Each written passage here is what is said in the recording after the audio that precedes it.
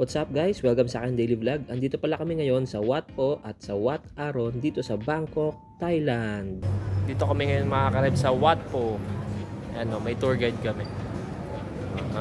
Makakasama kami halo-halong nationality.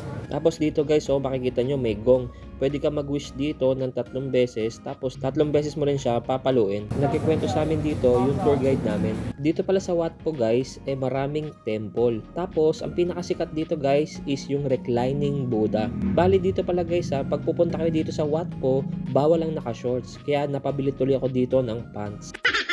Dito sa loob ng Wat Po guys, maraming temple. So pwede ka magdasal dito. At eto na nga, finally, nandito na kami sa reclining Buddha. Grabe guys, sobrang ma-amaze kayo rito. Sobrang laki ng reclining Buddha. Diyos ko po.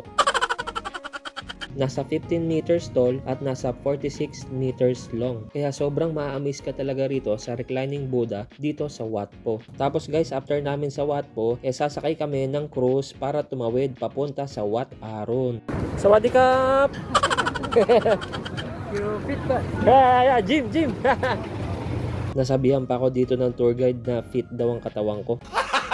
Wala na pala kaming binayaran dito sa cruise para tumawid papunta sa Wat Aron kasi kasama na siya sa tour package. Tapos eto na nga, dumating na kami dito sa pier ng Wat Aron. Nasa 200 baht each ang presyo ng ticket. Sobrang nakaka-amaze din dito guys sa Wat Aron kasi iisipin mo paano nila nagawa yung ganitong structure. Sobrang ganda. O siya guys, magpipictorial muna kami dito. Susulitin muna namin ang ganda ng Wat Aron. Thank you for watching!